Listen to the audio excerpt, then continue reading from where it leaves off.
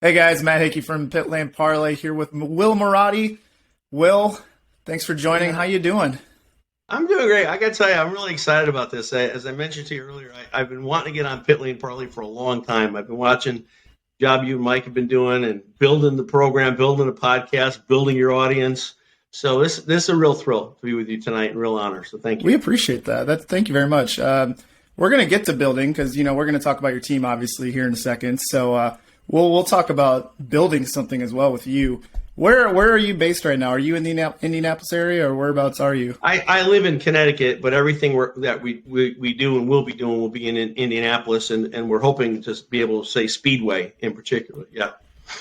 Yeah, we'll touch on that too because Speedway is about to be a common theme I think for you for the next year if I'm not The mistaken. next couple of Uh, years, and I love Speedway. It's like my second home. I'm trying to talk my wife into moving out there, but I think she wants to be closer to the water. So Yeah, happy wife, happy life. Yeah. So for those at home who don't know a whole lot about you, yeah, kind of describe your background, how you got into racing, yeah, how you got into a couple of the last Indy 500s. yeah, What's your sure. story? So I fell into motorsports. Fell in love with it when I was a little kid. My dad took me to a quarter midget track in our hometown. It's the same track that Joey Logano cut his teeth on. Then he took me to Lime Rock, and we saw people like Mark Donahue and Peter Revston and George Fulmer, and I didn't know who any of those were, but they were cool. And then I was at home. My dad was working in the yard, and I had the big honking family AM radio. We had two devices you could entertainment at home. We had a black and white TV and the big honking AM multi-band radio. And I listened to that radio a lot because it was my favorite team, the Red Sox, broadcast on the station, the Hartford station there. And so I was turning the channel one day, and it wasn't even a weekend; it was Friday. Now they didn't always run the 500s on Saturday, Sunday, or Monday. Sometimes they're on Friday. So it was a Friday. So I'm Right. turning it, and I land on something, and this sounds cool. It sounds like engines and cars. And I heard a guy go, "Stay tuned for the greatest spectacle in racing," right? Which was Sid Collins, the voice of the 500. So I fell in love with it. And then in 1982, I got to go to my first Indy 500. And I got to tell you, Matt, when I walked through the tunnel and I came out the other side, the sky was never bluer, the grass was never greener. It was the most exciting thing I'd ever witnessed in my life, and it was a great race because Gordon Johncock and Rick Mears had an amazing 10-lap shootout at the end. That Johncock just won the race. So I That's a was good I one to was see. bit, That's a good one to and I see. oh, wonderful, wonderful way to start out. So I was bit, and I just a fan all these years, just a super fan, and gone to a lot of 500s, other races. I'm really an open wheel guy. I mean, I like NASCAR, but I'm an open wheel guy, and I'm an Indy guy in particular. And I'm a pastor, and so I've been a pastor for about 25 years. And my wife and I started church 22 years ago, and God's been really good to us. The church has grown; it's done well, and the staff is really, really good. And I said to myself, if I'm ever going to try to do anything in racing, I got to do it now, while I'm still young enough, and while I've got a staff that I can count on, right? So in 2015, I had this crazy idea. So, I'm going to put a team together, and we're going to put some money together. We're going to try to race in the 100th running of the Indy 500. And everybody said, "You're crazy. It can't happen. Nobody ever goes from zero to the Indy 500 one year." I said, "I know, I know, I know." And so we did. We were so blessed. We hooked up with Sam Schmidt, Rick Peterson. We were the co-entrant on the car at the 100th running, car 77. Oriol Servia was the driver.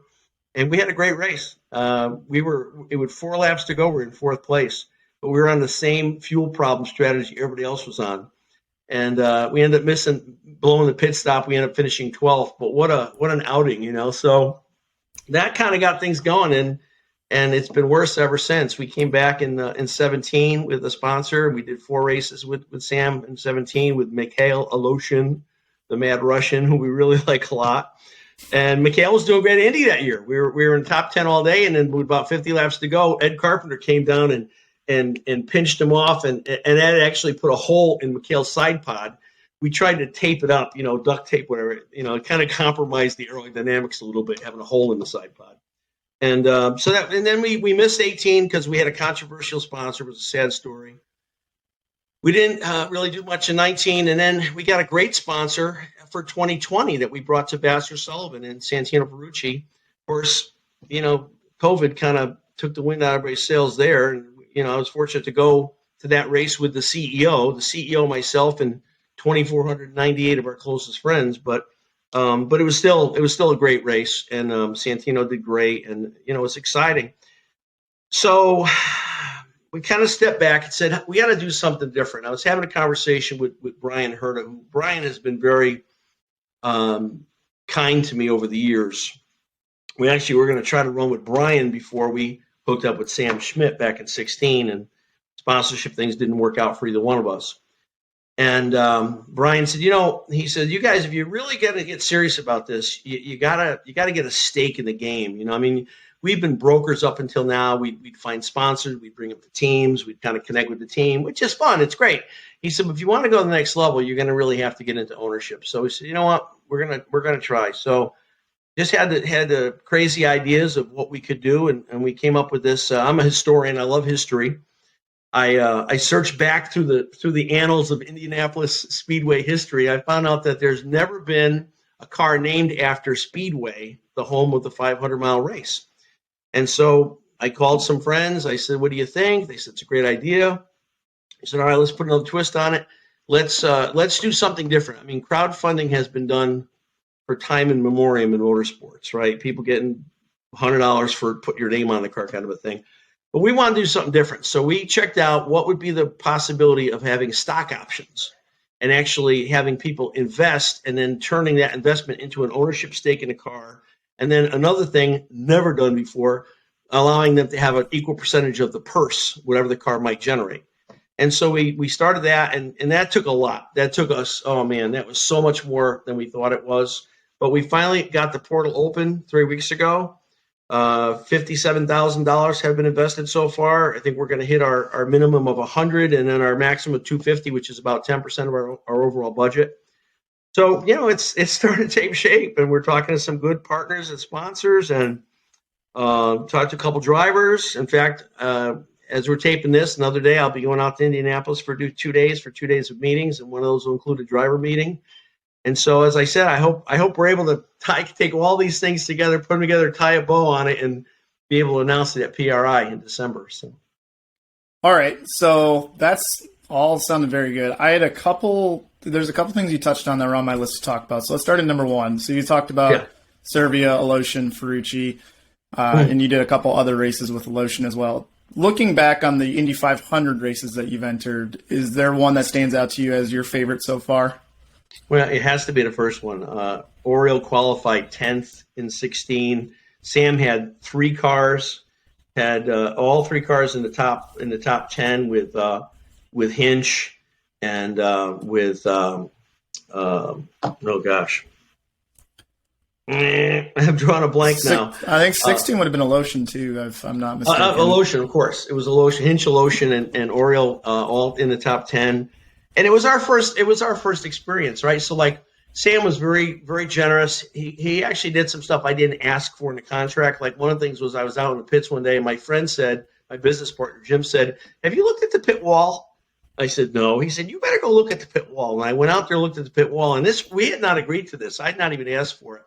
But Sam had put Oriole's name, one of the sponsors. He abbreviated Schmidt Peterson and put SPM. And he spelled out my name on the pit wall, my family name.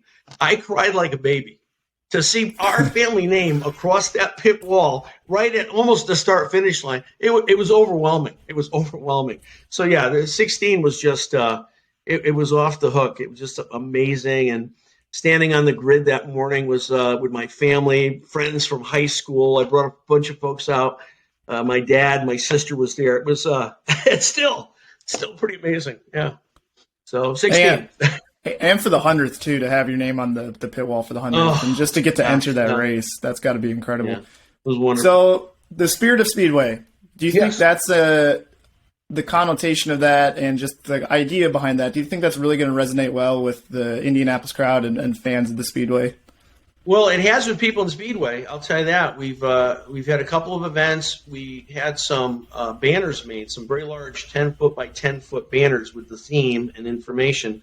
And we got permission to mount them on what was the original Allison Machine Shop building, which is right on Main Street in Speedway. And I'll tell you, I'm getting tremendous response. And I think the fact that there's been $57,000 invested in the last 3 weeks is a good marker. But we're now going to businesses. We had hero cards made for the car. Drivers have hero cards. We had a hero card made for the car. We're putting those out in local businesses. And I spoke at a breakfast 2 weeks ago with about 85 diehard IndyCar fans. So we're trying to do every event we possibly can, talk to everybody we possibly can. We're going to be launching a really robust social media attack here very shortly. And I think it's catching on, and I think the fans of Speedway, because of what we're going to offer, this is going to be a 6-month ramp up. This isn't just the month of May. We're really starting in earnest. We're starting to get ready now for December 1. We're going to go all the way through May. We've got a children's book that's being written called The Spirit of Speedway. It's going to be an anti-bullying campaign book. Of course, Speedway is the hero in the story. And of course, the bigger teams, the bigger cars, they pick on them, they make fun of them. We can't say the names Penske and Andretti, but it'd be those guys. And Speedway finds out through emotional intelligence. Speedway figures out how to get around that. Of course, at the end of the book, Speedway wins the race. So we're going to hook up with a literacy group in Indianapolis. I can't say yet who. We're hooking, and I know who. We're hooking up with a literacy group, and we're going to go into the schools. We're going to donate the books to the schools, but we're also going to sell books. And we're going to take the proceeds of the book and donate it to a charity that our investor fans will get to pick. So we're going to do that. We're going to do some social events. We're going to have dinners. We're going to try to rally people together. We're going to have a VIP party the week of the race, and we're going to invite everybody to come, everybody that's either invested or also picked up on what we call the Ultimate Fan Experience Package.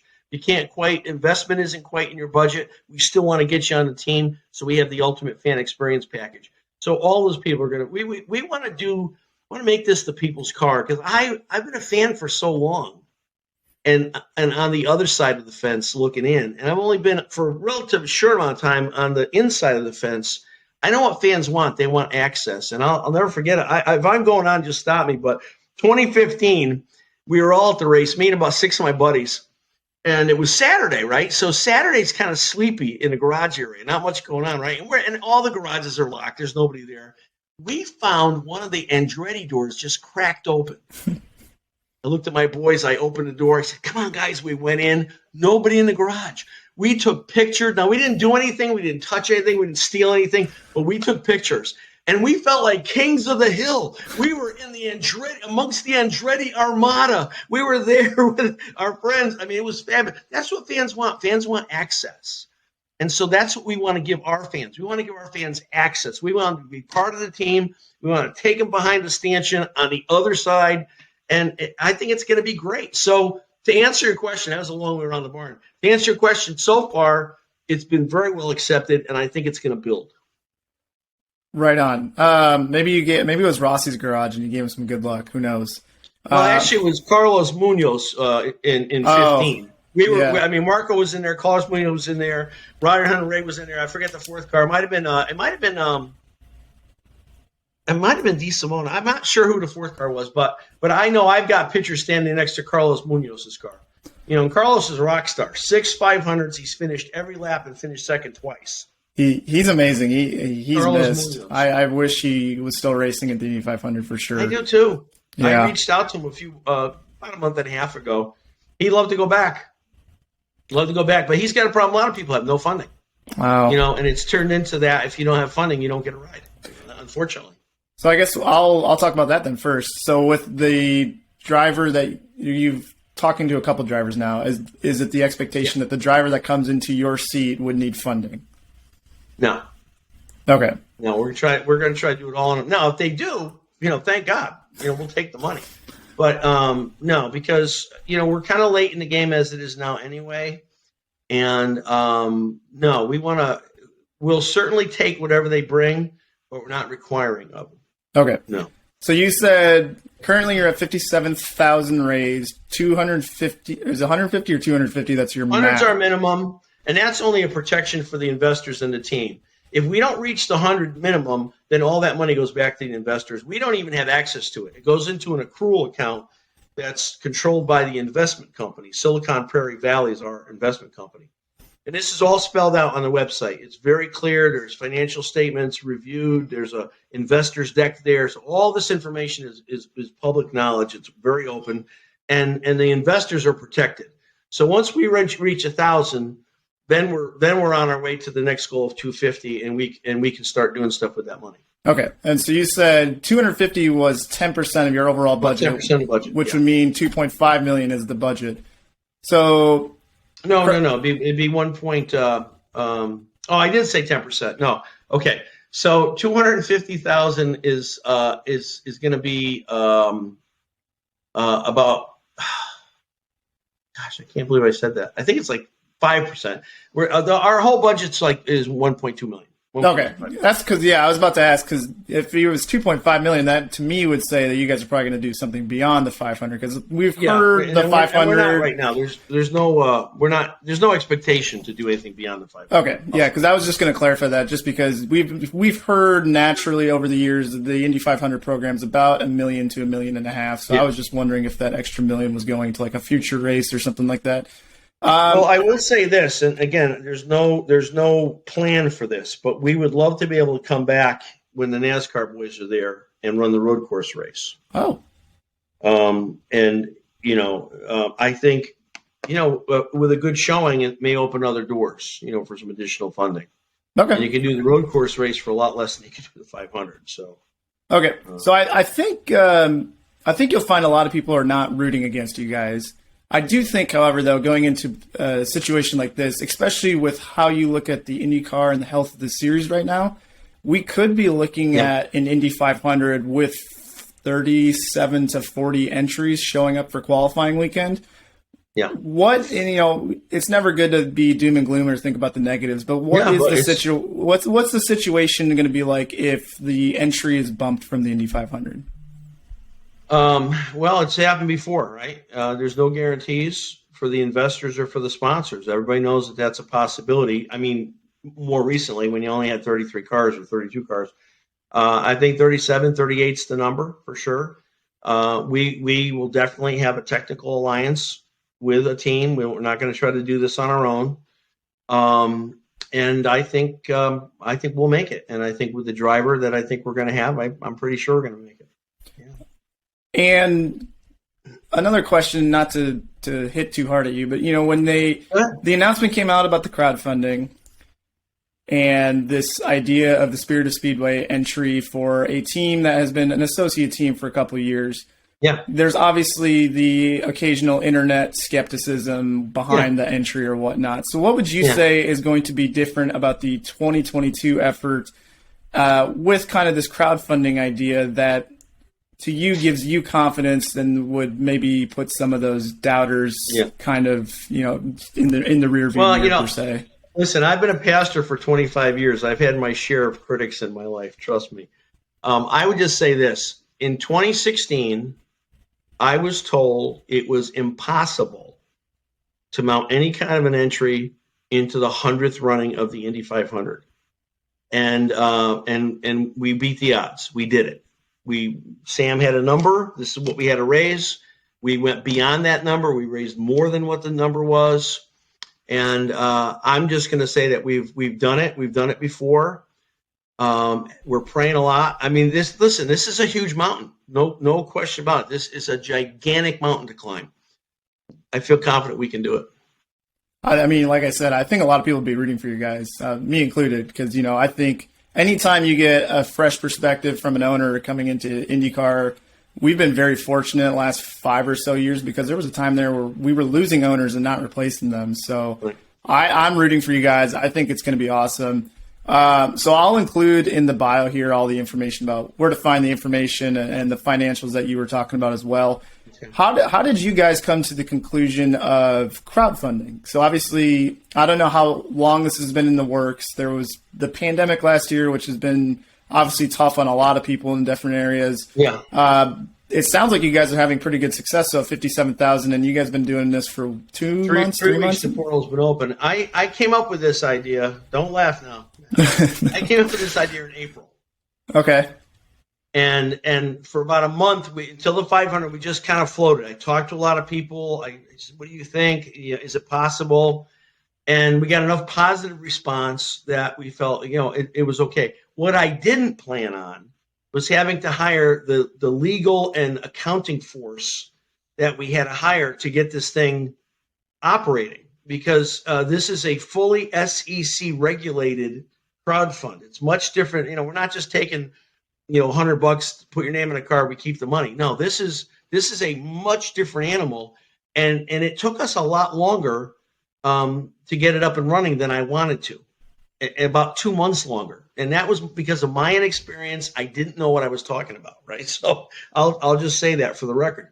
But now that we're there, we're ready. Donations have coming in. It's encouraging. And people in the crowdfunding side of it said, for you to come up with $57,000 from zero in 3 weeks is pretty good, pretty impressive. 3 weeks. So, good Lord, that is a ton. Yeah. What's that, like 2,000-3,000 a day almost? That's insane. Oh no. It's well, I don't know. Maybe it is. Let me go to my 57,000 divided by 21 days. I mean, it's pretty healthy. Now, I will admit some folks have 2,700 a day. It's pretty good. That's very good. And it's funny because they're coming in from parts of the country. People I don't even know. I've got an investor. I'm going to call him tomorrow just to say thank you. Got an investor came in with a healthy sum of money. Lives in outside of Atlanta. Okay. I've never met him. I don't know who he is. And I DM'd him on Twitter. I said, "How did you hear about this?" He said, "Oh, I saw it on a Facebook page or something. I think it's a great idea. I'm excited. I can't wait to go to the race." So that's the kind of grassroots energy I think it's going to develop. And as we get out there more, as we talk to more people about it, as we do shows like yours, I think the energy is just going to continue to build. And I'm excited about what's going to happen. That's awesome. So you had mentioned, and pre-episode as well, about drivers. You have a couple of driver meetings coming up, a technical alliance that will definitely help kind of right the ship and whatnot going into May. So I know you can't talk about too much, but where are we at with kind of the driver and team situation, and when do you hope to have things finalized? I think we could have the driver actually secretly finalized by this coming weekend. As I say, I'm going out there for a couple of days, and one of the things high on the list is the driver. I'd like to be able to have that secure, but I think I don't know that we would do an early announcement on that. I think we would try to do the driver, the primary sponsor, the engine package, and the technical alliance all together at PRI. So maybe we'll split it out. We'll do an announcement one day and announcement another day. We've already got folks that want to help us with booth space for a show car in the livery. So we're pretty excited about it. So. Yeah, and I guess so. Didn't even think about the engine. Would that just be contingent on the technical alliance? So like if you did go with not really, Honda's pretty much full at this point. Our only hope is a Chevrolet package. Okay, so Chevrolet. It would have to be through Chevrolet. Honda's full. And okay. So there's really not, and I'm fine either way. I mean, Ed Carpenter figured out how to get around that place a long time ago with Chevrolets and do it well. Obviously, Penske gets around the place well. So, I don't think it's a problem either way. Okay. And along this way, we on the podcast, we love Jay Fry. We think he's an excellent leader for IndyCar. What have your interactions been like with Jay Fry? And has he been very, we get a lot of feedback that he's very helpful with owners along the way. How has he been with you and your operation? I talked to Jay about 3 weeks ago, and it was a very good conversation. He obviously wanted to know what was going on, and so I told him what was going on. And he said to me, basically, he said, "Listen, what you're doing is fine. We support what you're doing. You've been here before. We know who you are. And if we can help, give us a call." That was pretty much it. All right. So it sounds like I asked him about, car purchases, and he directed me to a couple of teams that he thought would be open to allowing us to buy a gently used chassis. So based on what I'm hearing in the interview, it sounds like this might be like a step one for you for greater things beyond 2022. Obviously, Roger buying the series and the Speedway is, in a lot of people's minds, good for the sport. How have you been liking what Roger has done, not only to the Speedway, but just kind of like to the overall trajectory of the series? Well, I'll say this, and this is by no means disrespecting the George family, but I will tell you, the Holman family, I don't think the track would have made it with anybody else other than Roger Penske during COVID. It was so devastating. I mean, we can only imagine how much money Roger lost his first year with COVID. No one could do it better. He loves it. I mean, gosh, Mark Donohue, 1972, his first win. I mean, he's been around forever. He's a fan. He loves the sport. I don't know we could have had a better person to buy it than Roger Penske. I really don't.